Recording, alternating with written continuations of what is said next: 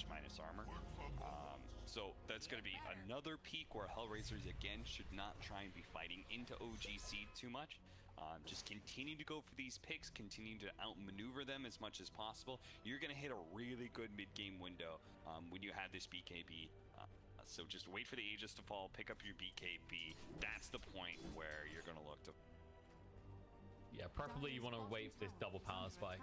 I think that's what like a lot more teams are doing, right? Instead of going, oh yeah, you have a BKB, you can play around it. When you get a situation where like Bloodseeker and SF both have those 10-second BKBs, you should most definitely be able to take a convincing victory against OGT. As long as they don't mirror that kind of matchup. You can already see the BKB queued up for Chessie much further away.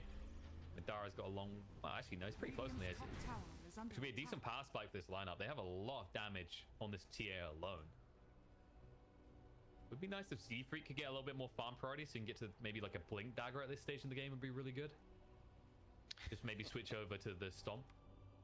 I'm laughing because of Nether Shawl. It's just one of those items that you so very often it's picked up, and like you feel like tier 2 items are almost always good. They're almost always they can be used on people, right? Like even the worst ones like Essence Ring and like Clumsy Net can be a little hit or miss. It's all good, but Nether Shawl is like the one tier 2 item that sometimes nobody wants that item. Everyone's just like, -3 armor though against a physical damage lineup. Like, do I really want that? Like, the only reason you'd be taking it is for the 8% build. No, that's fair. And at least with something like the net, right? Like people kind of meme on the clumsy net, but it's 2 mana regen, right? It's got that element where it's like, well, actually, some heroes would love to have access to 2 mana regen at that stage in the game. They're never sure. I love it when it's like Venomancer. Give it a Venom. It's like, well, I have no if I have no armor, I'm just gonna die before I get impact out of this anyway. Yeah, no support's gonna complain about like getting another disable, even if it's a wonky one to try and use. Oh hey, I forgot about this, but Scorched Earth plus the percentage base of movement speed, and then okay, he gets the kill. He dies for it though. That was. Sorry, continue a thought. That was just an amusing death to me. He's like, he just glimpses him back and literally stands next to him. Although it looks like there's more going on. His Tusk is going to be brought down. Wins Curse. Oh, nice. Wins Curse. Just doom him. Easy kill for them. I love. How you liking that Never Sure now? The Wyvern and the Dark Seer on top. Get the current. Is this getting He gets it. Nice. Value. I might go down, but I go down, sinking to the ground, my middle finger up at you guys. Madara's hunting. The vodka stuns him together. This is one that's most like, please let me out. He gets away with it. He just casually was like, all right, you walk this way. You can have my tower. Just please leave me be. Alright, well, OGC, despite the pickoff on Chessie, that's 2 deaths now that were his only 2 deaths, and they were very bad ones. But OGC's still doing a good job of taking map control. They've now taken every single outer tower. Very nice systematic plays by them. If they could just limit some of the bad fights, then they would have like a 12k gold lead, and it would feel like one of those inevitable victories. But some of these pickoffs that Hellraisers are working for, they have been doing like a very nice job of like split pushing a decent amount and then grouping up at the right times like they did at top lane, getting the Darkseer, then backing up. Like they've been working for these picks for sure, but OGC has also been giving it to them a bit too much. Well, they're going to try and give back now. They're smoking out of the base. They are just shy of having the Spirit Vessel and pass those. They may have done this a little bit premature. Waiting for Bobo. Trying to make his escape. Goes a little bit too early on this.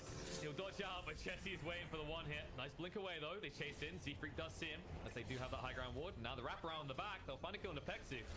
Well, that's a freebie vacuum. Looks beautiful, though. Jumping, standing storm as well. Poshka trying to protect himself, but the BKB Madara doesn't care. The recommend to scare away Shiba. He's slowly killing himself off, but the rupture is not good enough, and Elmo has to just TP away. Not enough damage to kill. Oh, there is? What? All right. They got enough minus armor in the end.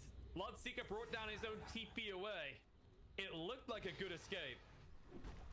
Close but no cigar, and all of a sudden you're back in your base. After an ambitious smoke play, HELLRAISERS achieve nothing with it.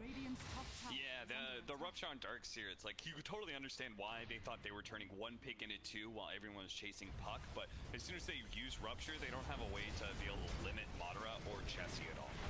Both those heroes will just run at you, and nobody can fight them back. So, but yeah, what I was gonna say is like, look how fast Freak moves when he gets surged because he has Scorched Earth increasing in movement speed. And Fade Approach as well with phase moves. It's pretty dirty. Who needs drums this game? He gets like 100% movement speed buff or something. Pretty ludicrous. And so is the speed at which they take buildings. As one lane is already gone for HELLRAISERS. They're at that critical point. You make one more mistake like that last fight and it's just game. And they need time as well, because you look at Park, he's desperately trying to farm up the most important item for HELLRAISERS right now. They need a means to deal with these BKBs. Dreamcool Ags would be it. It's just by the time you have that, OGC probably have another round of items now. They're moving quicker than you'd like. Limit your farm even more. Thistle Blade almost up. I hate that item right now. That so item dirty. makes me so mad. Why did it need a blink? Because you know how everyone was like, yeah, this Sven Ags will be good. Then everyone realized that all the other heroes basically get Sven Ags built into Abyssal now. And we didn't want Sven to have an unfair advantage, Cap. All right. It's like the puck buff.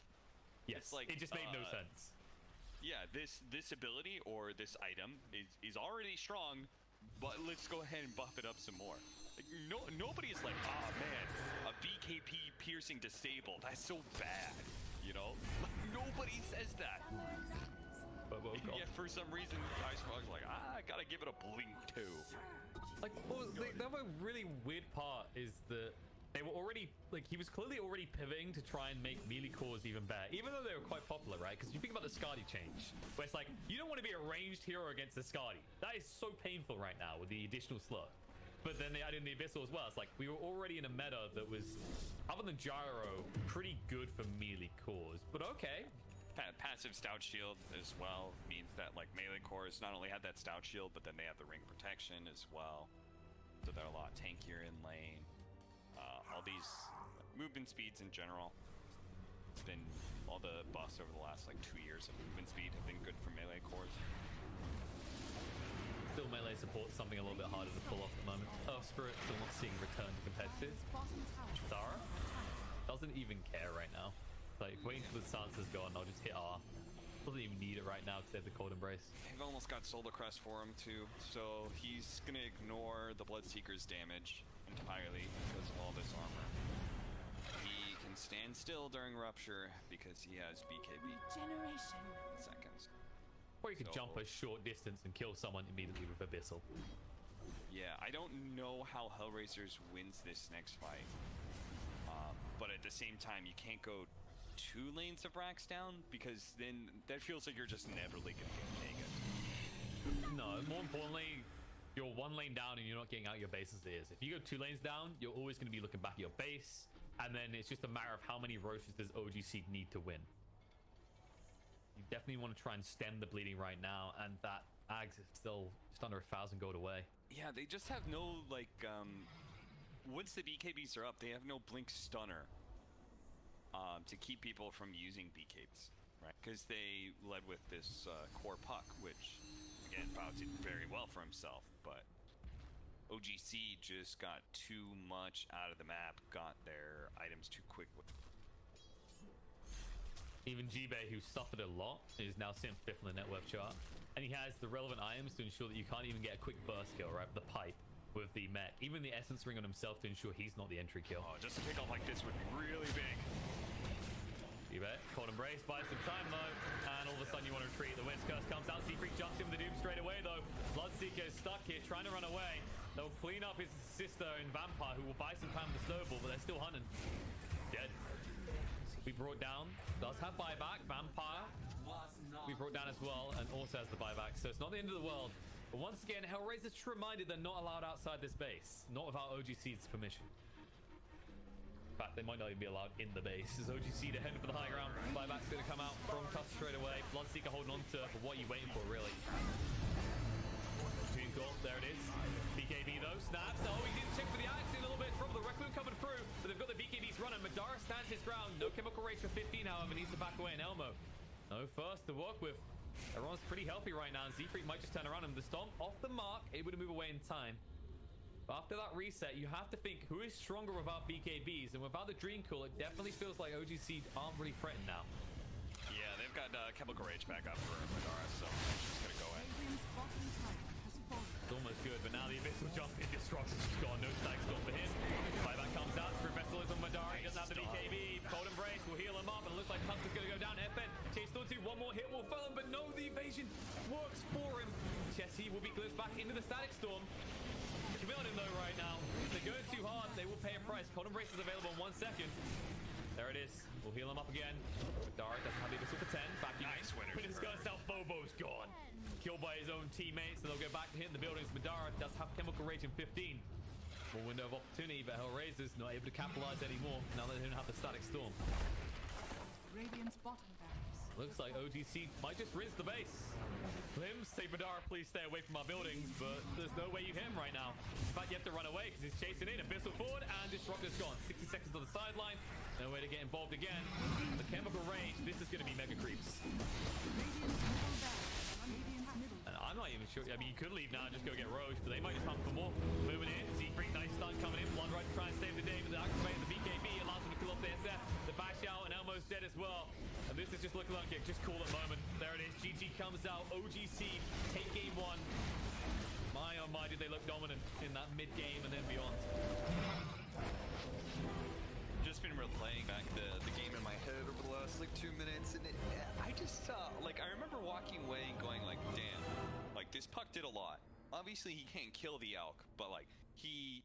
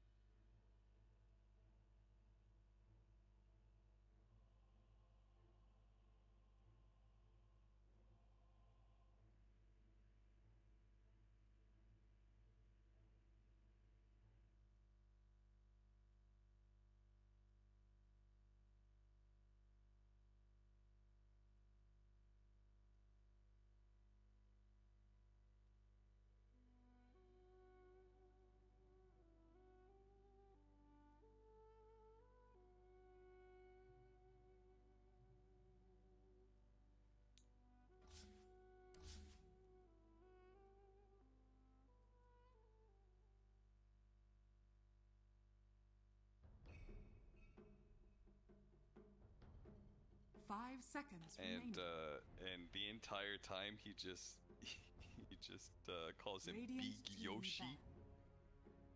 You dare to stand to Big Yoshi? He just says Big Yoshi over and over again whenever Like he's that. playing. It's so Team fucking ban. tilting.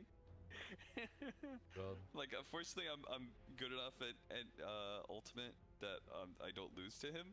But like, I watch people Radiant team who are of the same skill or perhaps a little bit better to Slacks, and they lose all the time to him because he's such a tilting player to play against. Because he's K Rool first of all, so he has a bunch of projectile spam. Yeah. But then he just keeps on like doing the same stupid shit on like a loop, and it 10 works. seconds He, remaining. like Slacks is very good at figuring out a strategy that works and doing it over and over 5 again. It's why he plays Meticulously repeat techniques and shit, Omni and basically. shit, you know. Yeah. No, my favorite one is like I prefer it when you can actually talk to the person. Because growing up, I used to be the type of person whenever I do 1v1s, instead of playing the game, I just play the person. Like you just smack talk to the extreme. Radiant team ban. So you just throw them off. It's like it's where the whole it's where the whole killer pigeon thing came from. Because I used to just make bird noises to throw people off and all kinds of shit. It works, you know. Like you'd be surprised how much it works. No, I feel Oh, you. man. I did the I would sometimes let out a Sabrina scream when I 10 seconds remaining. would play tennis. Oh, yep, Yeah. yep, done that.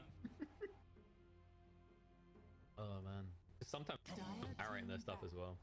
Like when I play Apex with a few people, I'll sit there and when I die, I'll just narrate my own teammate and throw him off.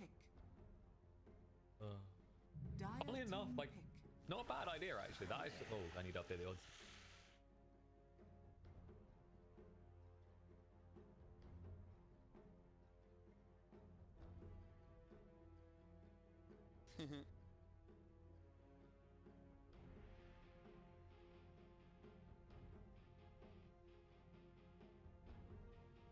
Ten seconds All right, remaining. you ready?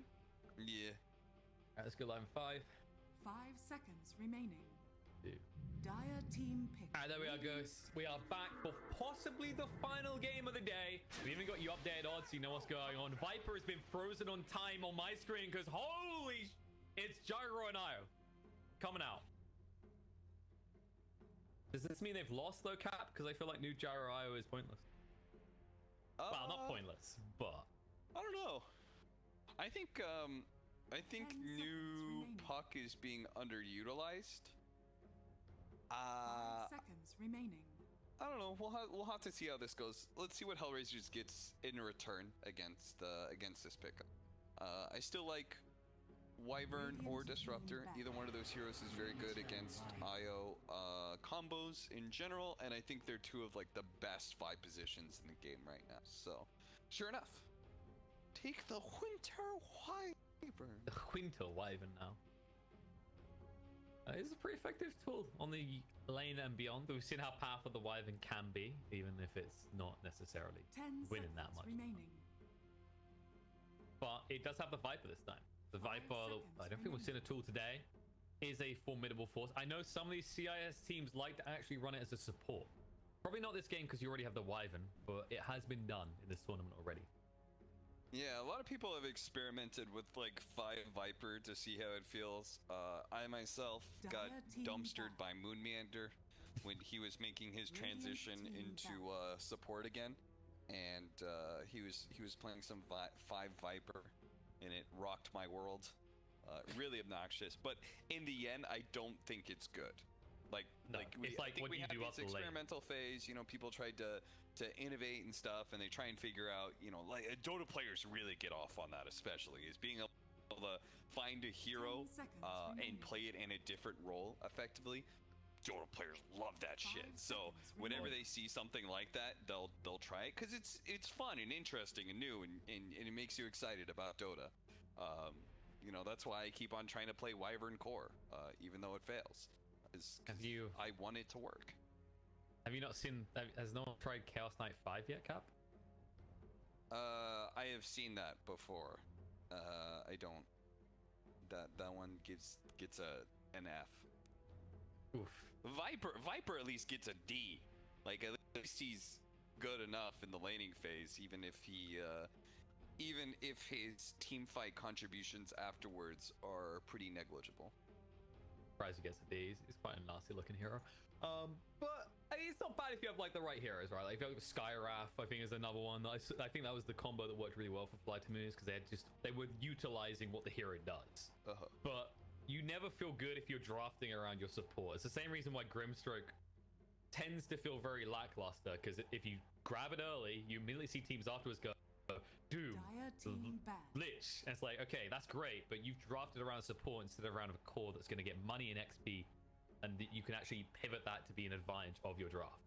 Like, supports are nice, but they should never be the definitive part of your draft.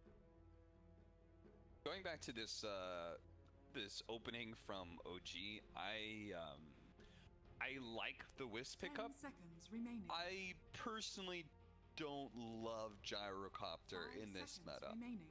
At least compared to like the previous, patch after patch where Gyrocopter was kind of always near the top tier. Of course, he was like the reliable carry you can kind of always go to. He was a decent suggestion. Whenever I'm on panel and they needed a safe lane carry and I wanted something that wasn't a hard carry, I'd say Gyrocopter, like always. And you had like a 50% chance of being right. So I don't like him as much, but OG Seed again have been drafting a ton of Gyrocopter in this group stage. I think they played like 4 games of it. So I'm interested to see how maybe they'll change my opinion of the hero, and they're certainly setting up with a nice lineup around it. Io, Abaddon now. Yeah, Cap just giving away his tips for being a good panelist in the last patch now that they're outdated and useless to you. Juggernaut also doesn't work at all anymore. Juggernaut actually feels even weaker than Gyro does now. Yeah, Jug's probably the worst carry in the patch right now. But a good carry, the pseudo anti-mage at our times, has been banned out in the second phase. We won't get to see the Magnus coming out, making performance this game. Magnus almost feels like a red herring as well, right? Like we see plenty of games where he just farms and farms, and then it doesn't really amount to anything. Okay, so here's my thing about that. I feel very strongly that one position mag is incredibly good. I think it is close to broken. 2 position mag, I think that's actually bad. I think you want this hero to be like just an AFK farmer, and he's like, you just look at the numbers. He's doing like, he gets level 20. He's doing like 400 damage a hit with a cleave. He has like 3,000 HP. Like the hero is just crazy. Wow. No, I agree. It's the best way to think about it. Like I said, it is anti-mage, right? Because you've already got the cleave, and then you're buying a 4.2k item, which anti-mage does anyway. But you're able to have relevance on a high level and buff other people up. And the thing about 2s at the moment is you want a 2 that can be active, because whether he wins or she wins or loses their lane, you want them to be able to rotate the out lanes around the 10 and 20 minute marks to have an impact and secure the outposts and turn one lane win or even a loss into wins on the out lanes, which is much easier to do as a hero with a lot more XP than anyone else. And Mag just doesn't do that. He maxes out his Q and his W usually, doesn't even think about skewer. And even if he has skewer, what does he really do? This is a hero that will farm a lot though. TB coming out instead. Definitely feels like Hellraisers are setting themselves up for the long haul with a few of these picks, but does this mean OGC, you can do decent with the Gyrocopter late game? It's not going to beat the TB on its own though, right? Even with an Io buffing it up. It's like one of those matchups where you are a little bit weak to the enemy carry early on, especially since he does have so many helping hands. Now the Vengeful Spirit buffing up the Gyrocopter, the minus armor and stuff. But later on to the game, you match up 1-to-1 very well against Gyrocopter. Pretty much since like 30 minutes plus, you're gonna feel pretty good. Like 40, 45 minutes, like no matter what the net worth, Terrorblade's good against Gyrocopter. 30 minutes, it's probably more about how much of a lead Gyrocopter has. You don't have the best stuns either as well. Like Venge can swap. Stun doesn't last very long though. Abaddon doesn't have a stun, Io doesn't have a stun. So it's a bit hard to burst him down if you get into those late game scenarios. wonder what they need to bridge the gap. Like some sort of strong stun, but what can you really play out of the mid lane that gives you that? Especially considering you're probably against a Viper here.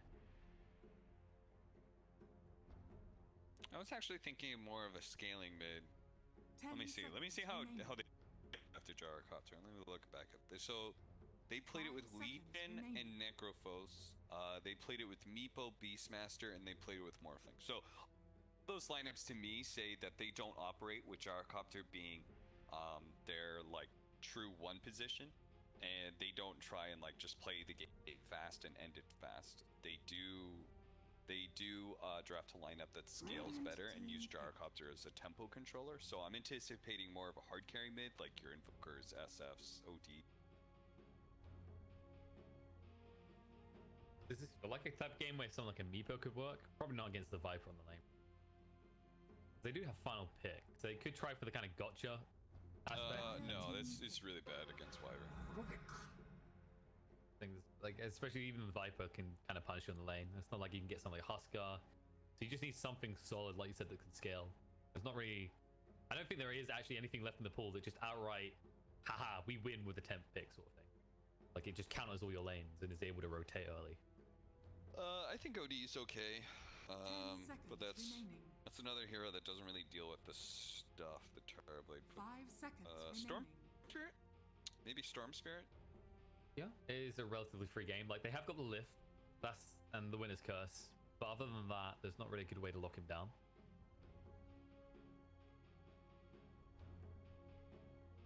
Don't build TA. TA gets destroyed by the Viper. Maybe, but they have the means to reach you with the Brewmaster, right? He just splits and runs in Sniper. Snipers, you know, they don't feel like it's the end of the world if they build a BKB, but usually you're looking at Hurricane. Like if they don't want to go for, if they want to play this game faster, they can go. I don't know how Kunkka does against Viper, but like overall, I like the hero pickup because I need like some sort of catch. I like the fact that, Radiance is good in this game, but also you have the reflection, so that's kind of annoying. Lash rack. Oh. All right, so they are playing fast. Jesus, that's like fucking 75% of the hero.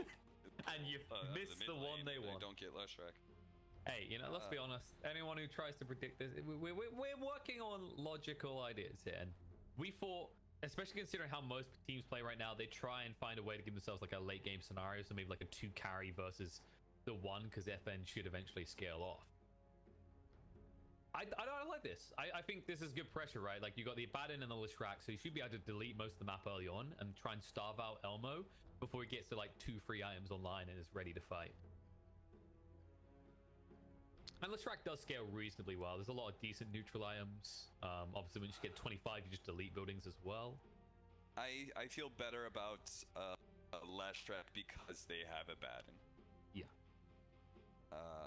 Otherwise, I would be fairly concerned that this hero will just get targeted too much in team fights. Like between Viper and Terrorblade, I think you have 2 different cores that can identify the hero and lock it down. I also don't know exactly how this mid matchup goes, so I'm going to be watching it to be interested. I don't know if like Leshrak can win the matchup with lightning spamming, because I think otherwise maybe he loses to Viper and Q harassment, but you're range hero, so more or less standard that you end up losing to Viper in general right now anyway. So I guess the other way you look at it is this a hero that can fall back and farm the jungle? It's not terrible at it, and the thing with Viper nowadays is you don't really build around the Nether Toxin, so you're not this flash farm that you used to be. I feel better already. Let's see how it matches up. Looks like HELLRAISERS 2.25 odds, OG Seed up at 1.6, so it's balancing a little bit more in HELLRAISERS' favor, which is no surprise when they do get the Viper, and you are seeing OG Seed run this traditional combo of the Gyro IO that in recent times hasn't had the same levels of success it's known for historically. I see some people flaming the Rubik pickup, which I guess I didn't actually talk about, but Rubik is not bad here at all, because the Fate Bolt, like Rubik is probably one of the more proficient 4 positions ever since Fate Bolt got like buffed up to a point where it's really good at securing CS and harassing and winning some man fights. And then on top of that, it's just a classic like telekinesis plus melee offlaner. You know, whether that's Brewmaster, Slardar, Centaur, any one of those combinations gives you a kill combo that might be able to kill somebody at top lane. And there's still some okay steals and stuff in this game. I'll never begrudge Rubik in this current patch. No, I like thinking it's the cookie cutter support, right? Like, it should win you the lane or make you unkillable. However, if Bobo gets pulled like this, not the case. Splinter Blast will slow them down. They should be able to just chase this on and kill him off. He doesn't want to salve, and it doesn't look like you get a chance. Splinter Blast does come out, slows him again. So Bobo, he could have salved then. He'll finally realize it's a good moment as he's just out of range for them to ever hit him. The attempt. But yeah, back to your Rubik point. He just needs to be able to TP out without getting stunned, and he's not going to get that opportunity. He'll get tipped. Bexy's just going to keep chasing him to make sure that he can never TP. Oh, so he's like, what am I doing? He just gives up on life. All right, that's one way to go and give Pexy first blood.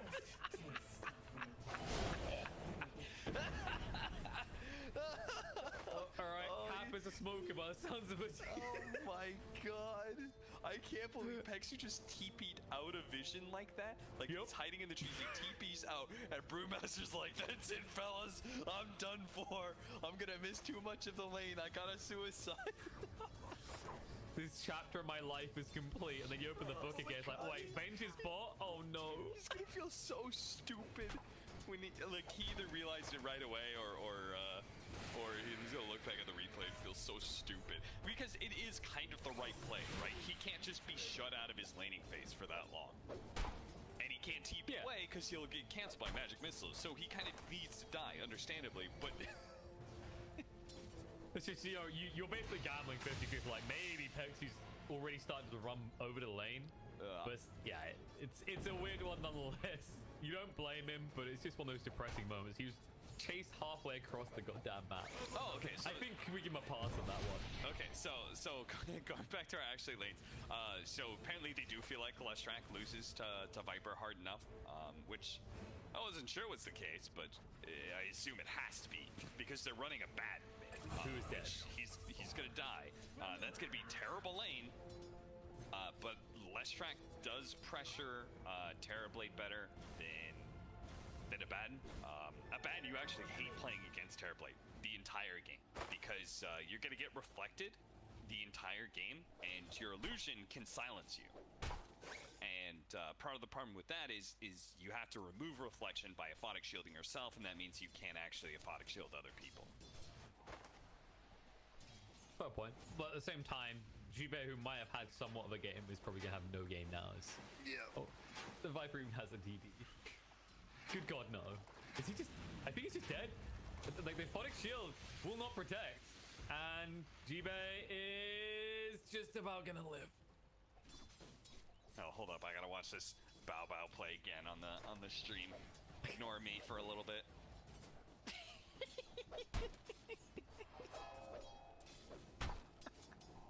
I'm just gonna let, like, the loves of Cap fill your ears. All right, back over to Jive. Oh, look, he's almost dead again. All right, cool. He's got 6 main. Why the fuck? What? Why does he have 6 mangoes? That's not useful. You can't cast a Phonic Shield that many times. Maybe there was, like, I'm checking around if there was a bug and a mango tree spawned quicker than possible. It doesn't look like it. He just likes the regen Cap. Whatever. You know what? He's probably tilted. He's like has to play mid against Viper for some reason. He's like, why the hell did you guys make me do this? So, you know what? He can buy as many mangoes as he wants. I've done plenty of stupider things when I'm tilted, so. I mean, he got thrown under the bus last game. He should be used to this by now. I don't think anyone's going to judge him for anything he does in this game. So the question for me is, are they pressuring the Terrorblade? The answer is maybe, if they kill him here, which they do. Well, they will get him. Merupakan might die as well. Check, she's gonna run it down. Gonna blast out. That was a step too far, Disco Pony. Vengeance had, but still dies. It's okay. And He had no regen. It's actually ideal there that he trades his life from Merupakan. He'd like to be able to get the experience for it before he dies, but c'est la vie. He cannot afford any downtime. And what I mean by that is, like, if he's limping around at 200 health, he can't pressure the Terror Blade, right? But by dying, like, he comes back in a lane and he's ready to go again. They're in fact just gonna go on Merupakan one more time. He could have thrown out the stun, but they're gonna hold on to it because they want to try and pressure Alma a little bit more, who has no metamorphosis for 80 seconds. And Jibe is just getting constantly pressured. This Viper Strike now. This is sad to watch, even though it isn't a bad one. I still find it sad to watch this. I'm gonna look away from this lane now. I'm gonna look at top, where Vampire may just be dead here as he's already used the lift. Did he even get the rune? No, he didn't. They could dive this. That overcharge, I'm hoping that was on cooldown, Z-Freak. So he'll get away with his life. I mean, all three of their cores are in the top CS, and you know they lost the Terror Blade, but Terror Blade was still winning that matchup before. So this is very concerning for OGC. I did not know how bad their lanes were going to go. I thought Gyro Wisp would do okay versus Master, but Bruce dominating that CS department, 26 and 3. And then obviously I didn't have no idea what was going to happen. I was like, huh, maybe Leshrac can do okay in that matchup. No, apparently it's so bad they put a bat in mid instead. It's like, well, it's kind of that classic example for your pub game. You see Viper picks, you're like, well, one of us has to deal with it. You just start drawing straws to see who's gonna chuck themselves out the airlock first. And Pigeon, I'm gonna say that, like, there's a reason I didn't mention Leshrac. You know? I'm gonna act like I like you were big brain. And I never predicted Leshrac because of course you don't pick that into Viper mid. I mean, in fairness, even into TB, right? Because you think you can pressure, but Diabolic Edict against the armor. Well, they actually get Bobo as well. So there you go. It's finally going their way. Gyrocopter is going to carry the game. We'll ignore the Leshrac. We'll ignore the Abaddon. You can win one lane and win a game, Cap. Yeah, I mean, because at this point, all Terror Blades default jungle, but once they pick up like level 4 or 5, it's just easier for them to do it. Like, they're going to get the same amount of farm they will out of lane. That's how fast he farms jungle. And you don't have to worry about pesky enemy heroes trying to do things to you. So, at that point in time, Vengeful Spirit's kind of free to roam wherever. And he chooses to go top and gets them 2 kills. So. The conundrum is you can never actually punish the support left in lanes. Merupakan should be far enough back. This is kind of the beauty of Wyvern. You know, when we had BSJ nerdgasming about dead lanes all the time, this was the go-to hero for a reason.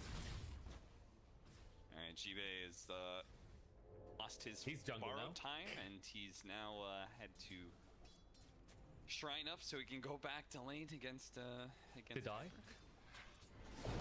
Probably. Death top. Vampire gets caught out.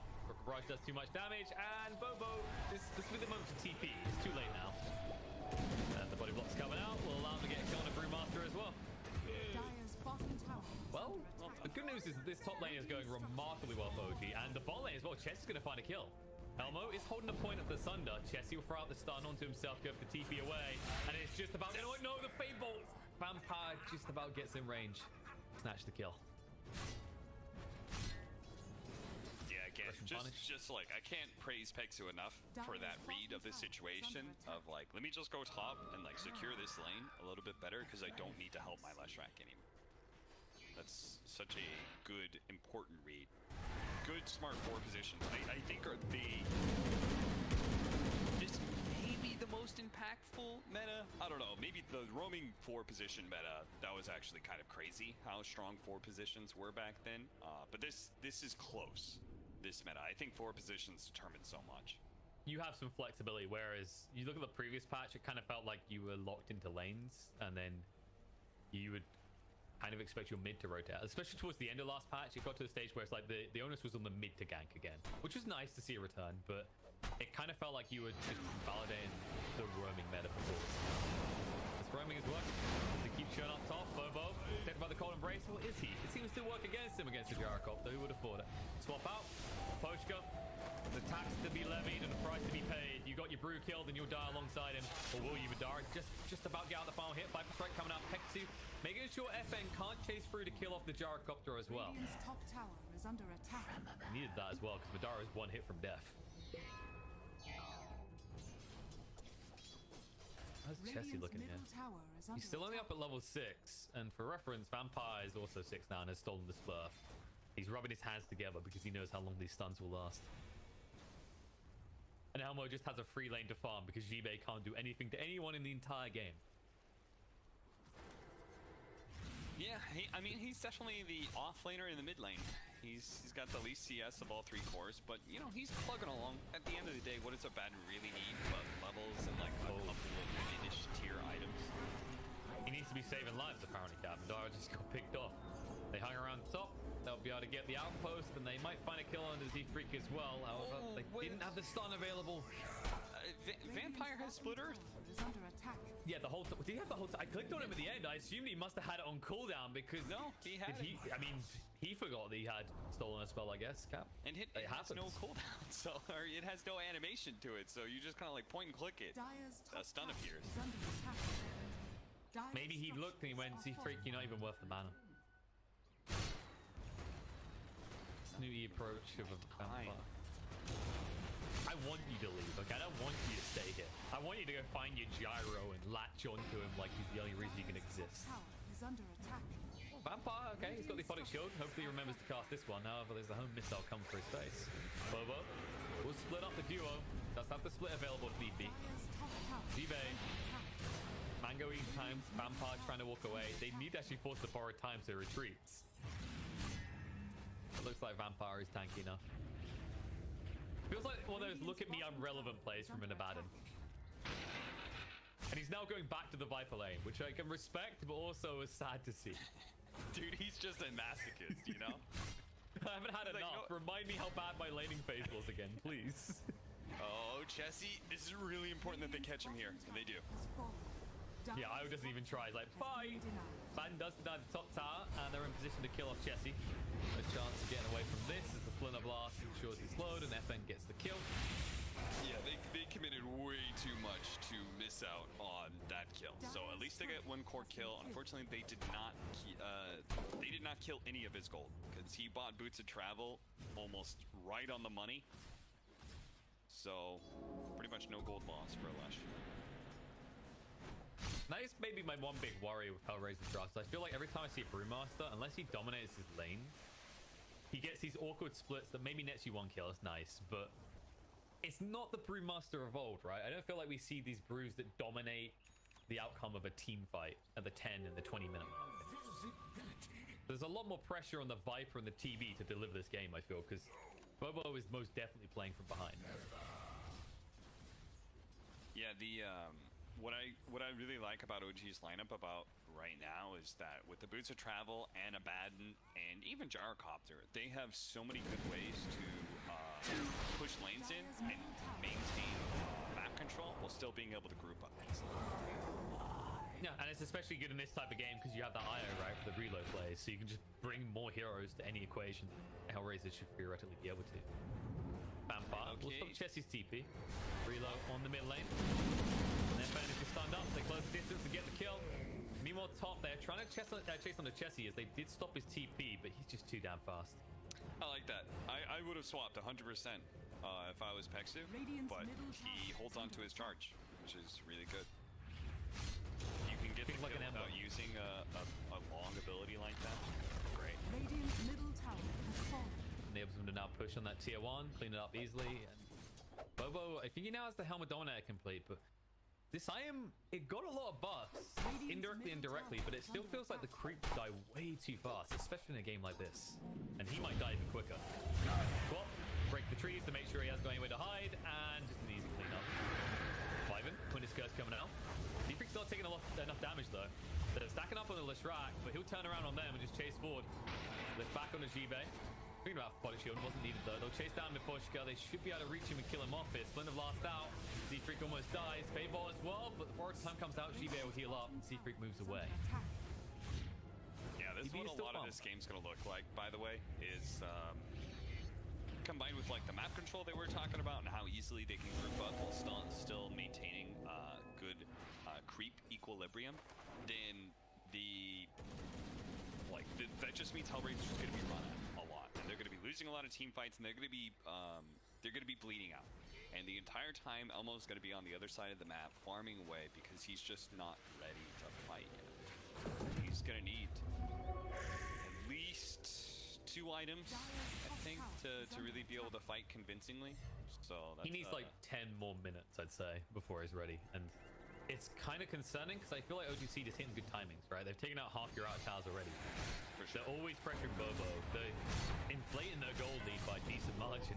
He just gives up running. They can, oh yeah, Wisp Abaddon. I didn't actually think about that, but anything that can buff up your attack speed on Abaddon is really good. Dire's middle tower is under attack.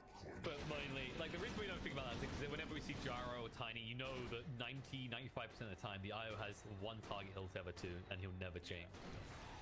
It's easy to overlook that. And they're rotating top. I'm a little bit too far forward. This is kind of a critical moment. I feel like if he dies here, you lose 2 more towers. Reload coming in. Magic missile is out. And they'll hold the stun. Efficiency just the tip is enough to bring him down. And they can just stay here and take 2 towers. At that stage, Hellraisers, their map is going to get extremely small.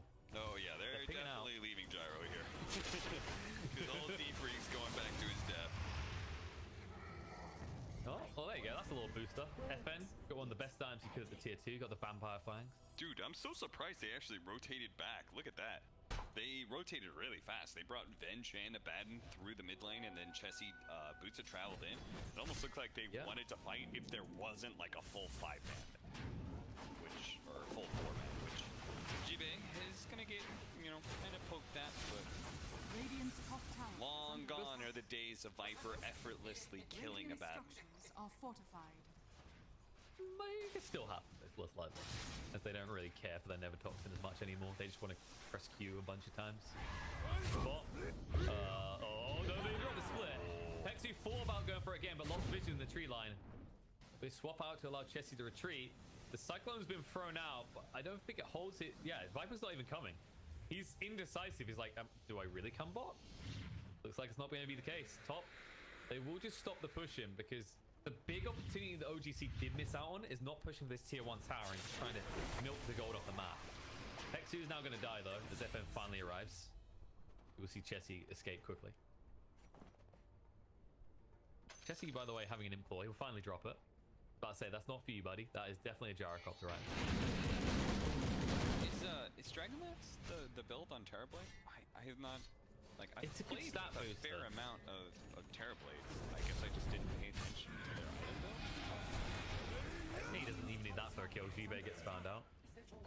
I think it's okay. Like, you don't want to be too close, right? You want to try and keep your distance because Lestrak does a lot of damage.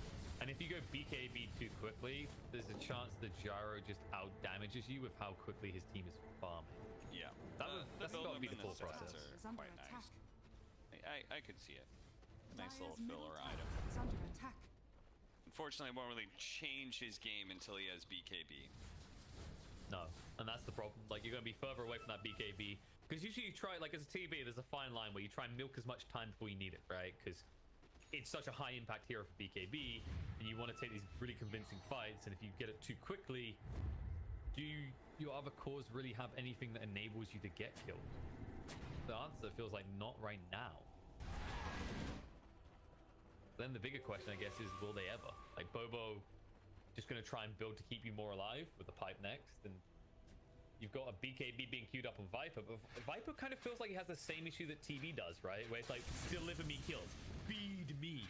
It's the same kind of motion where they're not really going to be the catch. That leaves you with what? 2 defensive supports? Maybe you can get a good long-range catch lift from the Rubik? Oh, Grove Bow Viper. Okay, there we go. That That's fixed a everything. He pickup. has catch. He has catch. He He also has 15 as well. an extra 100 attack range, which by itself is already good. Sure, a little bit more attack speed, no problem. Poison attack gets the stacked up that much quicker. But the 12% on a hero that literally every part of his kit is magic damage, even his right click, because he gets poison attack as well as Maelstrom. Viper can turn into a really good scaling core, and Bo certainly helps push you a little bit faster that direction. I was about to say he's almost got 15 as well, so he'll get the attack range talent on top of that. So maybe the strategy at this rate is that Hellraisers, they don't necessarily have to definitively beat OGC in a fight, but they get to a point where they just so obnoxiously take buildings that OGC get forced to make a play. Yeah. This is, I mean, Hellraisers definitely put themselves in a position that I was asking after game 1, which was give yourself better late game and see if you can beat OGC by letting them smash into you.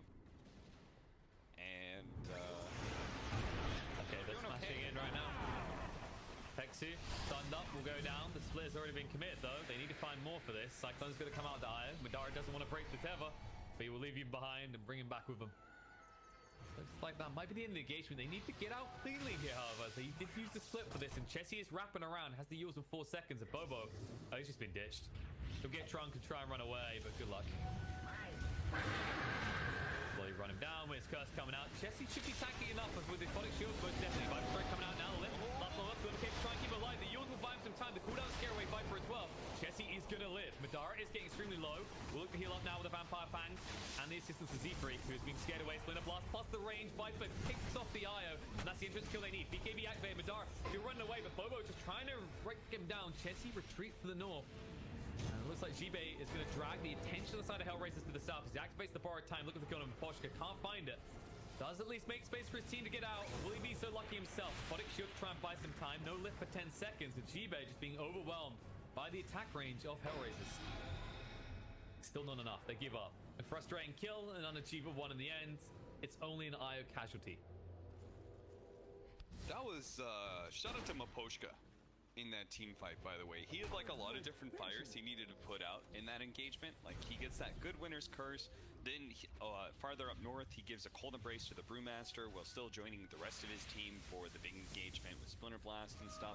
Like he did a lot in that team fight, really set them up for success. You can see how this range and being able to keep their distance against a Leshrac and a Gyrocopter, who are both range cores, yes, but both heroes that want to get on top of you, and then an Abaddon as well. You just want to keep your distance against this lineup. Between all of the attack range that this Viper has, with the Grobo plus the talent, and this Terrorblade during Metamorphosis, the Dragonlance, they actually showcase how they can really beat OGC in this mid game without BKBs. Once they do have BKBs, their lineup's gonna look really sick. Sadly, that BKB as well. Not fast enough to get there for the Aegis. No, Aegis will be picked up by the man who had to use the 10-second BKB just to run away from the Brewmaster at the end of that fight as well. You're already burning through these crucial BKBs on your Gyrocopter. You'll already see the Chessie is queued up with BKB next as well. There is a real big concern about armor though for this team. You need someone providing additional armor, really. I mean, you have got, if this was a game where you had, I'm trying to think what hero would really fill that gap, because like we saw Abaddon build Crimson Guard earlier and it felt like a desperation item, so you can tell he kind of wants to avoid it, but it would really be useful against TV, and also later the Viper tends to start hitting very hard once he reaches 20 talent. You know, I've been thinking about this a lot lately. It's kind of changed my analysis over the course of about a year. I mean, it's been in a subtle idea for the last 2 or 3 years, but like styles of play. Both players and teams have preferred styles of play, and I think it's something that we just don't talk quite enough about. We kind of act like, oh, everybody can play everything sort of deal. Good Dota player can, you know, like a good offlaner can play any offlaner. How do you not know how to play Darkseid? Come on. Yeah, but it's like, you know, we're gonna watch Vampire die, no big deal. That's fine, that happens a lot. But like, there are preferred styles of play, and the best thing about Dota is that different styles of play can all be successful. And you know, just watching this Hellraiser team, I think they look a lot better on defensive with the timer on the enemy team. Just kind of the way that they always position themselves in team fights, they look like they always kind of want to bait you in, and get you to overcommit to a fight. They don't necessarily look very good when they're the ones just kind of rushing in and like all in committing onto a hero or something like. Yeah, they've got a very strong kind of stand your ground style of play. I think it's the best way to look at it. And I'm glad you bring that up because I think it's like something they don't talk about that much out there. But it's just a big fight that maybe like to happen. Pexu. He's gonna stay alive. Big heal's coming out. Now the cooldown Madara chasing on a vampire who only just respawn will go down. FM with a BKB. Chasing, looking for that kill to finish off Pexu. Z-Freak will reload Madara out. Jibe is still waiting around here. It wasn't a far away reload. They're gonna try and clean up Bobo now. This is the big weakness of the Brewmaster, the Bruce. But he's gonna come out full out. Bobo over static ground. Madara is gonna go down. Aegis has already been claimed. Buyback will come out from bench. We're able to move away from the moment. Bobo's just still tapping away and then just forced him further back. When his curse is going to come out, Gyro turning on his own support here. Z-Freak, they're trying to keep him alive. It's too late though. The Thunder comes out and they're moving forward with the BKB. Elmo jumps straight on top of Madara. The buyback from Z-Freak won't achieve enough as Madara will still be brought down. Alongside Chessie, they'll turn around now. Poshka won't die for this, but Pexu will. And that's going to be his dieback. The chase will looking for more. Jibe will be able to get away as he has the borrowed time soon. They don't see it being worth the risk. They still need to get rid of this tier 1 tower. Great fight. Again, HELLRAISERS, like, they take an engagement on their own high ground around their shrine.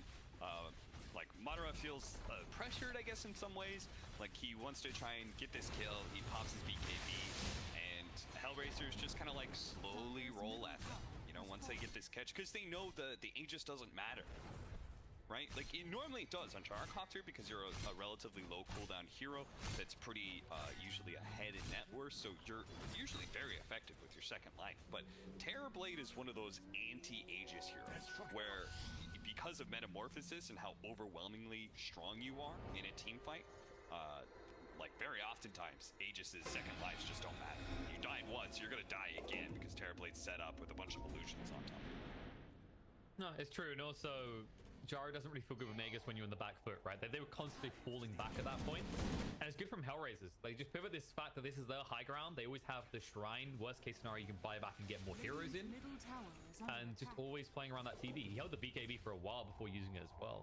Jesus, he's gonna have MKB on Viper. Another, like, oh boy, really good source of magic damage. Obviously, the butterfly being built by Madara's gonna get full countered. They pick up a Titan Sliver as well. Huge pickup for Terrorblade. If he can fit it in, he's about to complete S and Y. He can drop his Wraith Band for that. Your base stat. Like, he's sitting at 167 damage right now. I think Metamorphosis is not green damage. I think it's base damage. Yeah, I believe it is, because it's listed as bonus damage, so it should increase that. And on top of it, like, you're lacking on lockdown for this TB as it is. When he has like 30% stage resistance, that just isn't going to work. But Poshka does get spotted out, but Chessie's the one who has to leave, and it's too late. He'll at least take the Wyvern to the grave with him, but the bigger kill claimed by HELLRAISERS. And he baits himself in. He relocated. He reloads. Try and save him. Great. They at least don't know. Okay, now they know. The IO, by the way, is one of the heroes that has the most RNG. Like, how do I put this? The items that you can get in Dota 2, the neutral items that you can get, are incredibly impactful on IO. I think they're more impactful than they are on any other hero. Yeah, like Essence Ring is ridiculously good on Z-Freak. Yeah. This IO. Craggy Coat's not bad. I feel like that should be on the Leshrac though. I mean, Craggy Coat is really good on the IO as well, because you know you're always going to be targeted. It just a little bit sucks that it's Viper that's going to be dealing with him a lot, which is all that magic damage. But think about all the other items, right? It's like Vambrace is incredibly good. Nether Shawl is really good on you. Any of the stat items like Pupil Gift is not going to be too bad. Any of those regen items, he got an Arcane Ring. Like, they're all so impactful. Greater Fairy Fire, insane on that. That's what I was about to say. Amazing. Flicker is a weird one, but if you're like near the end of Tevez, you can try and play around it to dodge out attempts. Catch on mid. They already managed to force him to use his final split. So, oh no!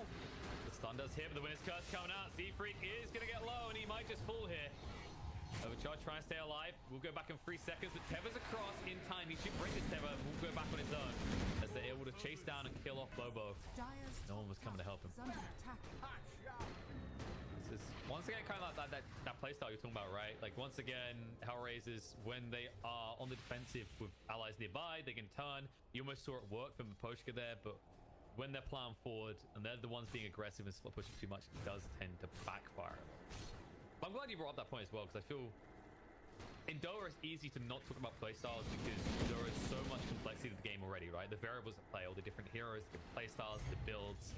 Whereas in games like CSGO or Call of Duty, these games that maybe have less variables, there's an it's easier to kind of discern the playstyles and how they match up differently, right? Like this team likes pushing X a lot more, or this team likes using this type of weapons more. Whereas we get kind of wrapped up in this hero counters this hero, and these heroes look for timing around 20 minutes, while these ones are super late game.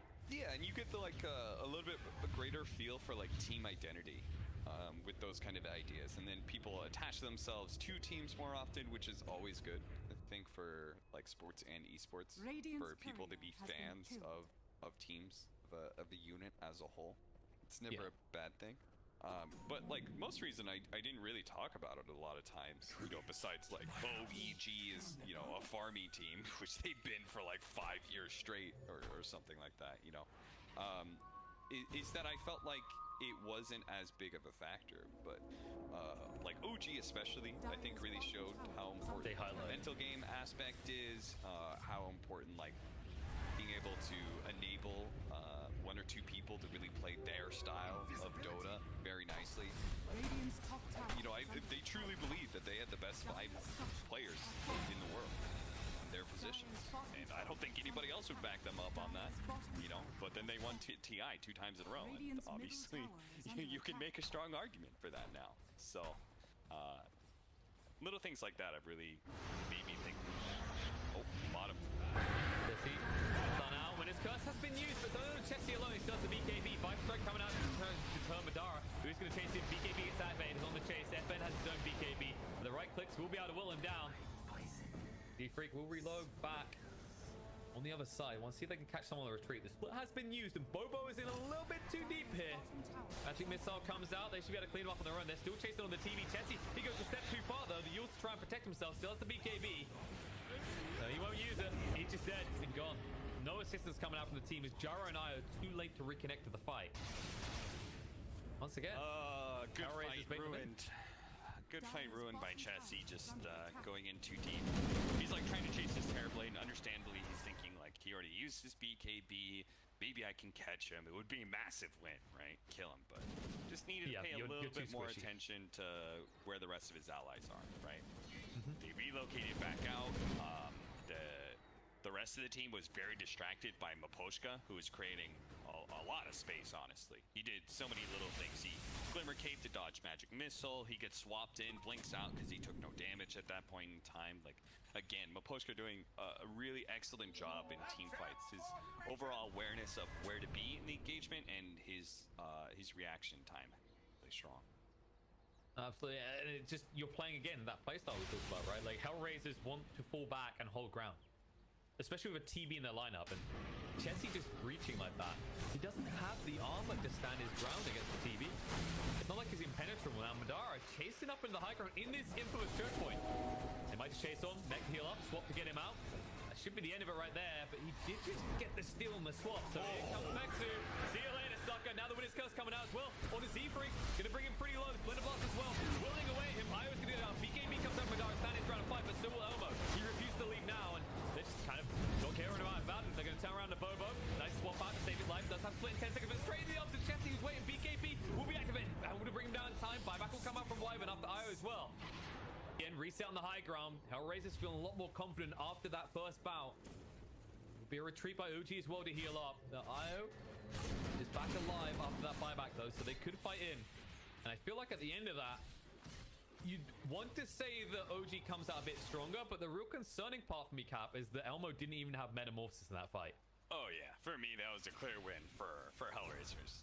That, like, OGC, they don't need the OGs to tell them what's going wrong here. I hope that they just look back on the replays. They're smart enough players to know this. They gotta stop fighting around that choke point. It's triggering me real bad. Shout out to Vampire though, 6 steal. Swap is amazing because you get both charges and you've got longer range too, right? So, and Swap's gonna come out. Ash gonna push. Get hit down to half HP already. She's gone. That's gonna be dieback. The track is getting low. Looks like Chesty might go down. Can't get out. The Never Toxin in time. Buyback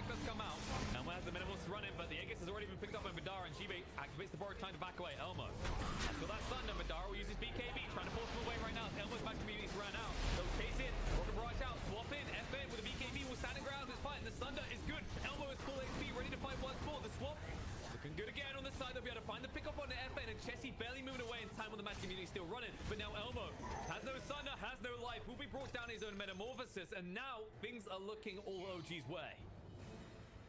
Bobo limps away. Sure, you survived, but was it worth it now that you have no split left? Probably not. There'll be a reload back so that I can heal up Chessie, but they are coming. They're coming for some buildings. I think Bobo in his primal split threw the gyrocopter up in the air and then immediately dropped him. Threw him down? Is under attack. Yeah. So like that was one little thing that was like I think HELLRAISERS kind of messed up a little bit there. But other than that, I was kind of surprised to see that fight go so poorly for HELLRAISERS. And large part of it was the fact that Chessie bought back. Really good use of buyback by Chessie. Kind of positioning himself on the front line, knowing that they needed that little extra helping hand that he can. If the fight goes a little sour, buyback includes a travel back in, convincingly win the engagement. And getting that plate mail as well has helped him so much. You saw how quickly he was mounting the TV. It keeps him alive for 1-2 hits longer and allows him to lurk around and be a frustration. They were being pretty elegant about the way that they forced TV's early BKB and just wait it out, right? You saw the patience because they knew once he's up to that point, there's no good Thunder target for him. And even if he gets it out, it's too late. And now they're going to lose more heroes. They chase in. Hexu goes down. A little bit too deep, but Rubik now dead for 95 seconds. 1-to-1 trade favoring OG. Dara hit up by the Viper Strike, but Io's there to protect once more. Have split in 25, and they're buying enough time. They might even get Metamorphosis. 30 seconds until Elmo is ready to fight again. This is hard. You're pushing into a Viper, but at the same time, Metamorphosis is still down for 30 seconds, and this melee Rax is almost dead. I'll be able to get it. Now they just need to get out clean. Can they do it? Madara is getting extremely low. Not low enough. I'm able to keep him up and healthy. Even has the cheese if need be. Okay, well, if you're HELLRAISERS, just kind of reset and remind yourself, like, one lane of barracks is not that big of a deal. Like, you only just now got your level 20 before the end of that fight even happened on Terrorblade, so he's now got the reflection every 8 seconds. That's pretty impactful. Also, the plus side, right? Like, you're in a situation where it's not the end of the world. Even when they've got their hands on this Aegis, they have 2 heroes that ball back in that huge engagement. So HELLRAISERS do have targets in these fights, which can give them a convincing win over OGC. If you can maybe find Leshrac split pushing again, for example, or taking away the IO is double value now because he no longer has the means to buy back reload in. Yeah, there's definitely, like, they win one team fight, they're going to get a lot back for it. A lot of these long death timers, but OG not giving him any space to work with. They say that the gyrocopter's at his peak of power. He's got Satanic and Butterfly. They're absolutely right. Bobo will go for the split straight away. Reflection is slowed down. Winner's Curse is going to come out onto Z-Freak, but it's not enough damage just yet. Metamorphosis fight strike, everything tossed into this hard to try and bring him down. Pull down. Dara realizes he has to fight. Chase in. BKB comes out from Method. He's zoning him away. And Io is still alive and healthy after he eats the cheese. And now Elmo in a lot of trouble. Does have the Thunder to work with. A good opportunity. Just backs up completely. Bobo goes down before the split can even end. Buys back straight away. But now you have no split. How do you get him out of your base? Madara is refusing to leave. That's going to be another melee Rax falling. They could just rotate bot right now. You don't really have much left in the chamber. This Metamorphosis is going to run out very soon as well. T-Bay will hit the borrowed time just in time. He was coming out. Bobo is off the mark. He is going ever deeper. Now he needs to retreat, but the home missile plumps into his face. The best stand the ground. Colin Brace coming out. Viper Strike as well. Chessie has gone a little bit deeper. Get a chance to the BKB. He's dead. That's going to be his dieback as well. Now Madara trying to heal up on the use the panic to stay alive long enough, but Aegis is already gone. Chibe gets on the next. Swap will be out in time. Peck 2 the magic missile to retreat as well. But they need to get Madara the hell out. The Yules interrupt Io's escape plan. Madara has to stand his ground against 4. No assistance really coming his way either. He will fall. Thunder across. Z-Freak, the next target, has been slowed down. Glimmer Cape TP out. Should be successful, but there's the lift. Long range from Vampire, able to get across in time. Another dive back for the side of OG Seed. Yes, you lose 2 lanes, but HELLRAISERS might be able to finally get out on the map.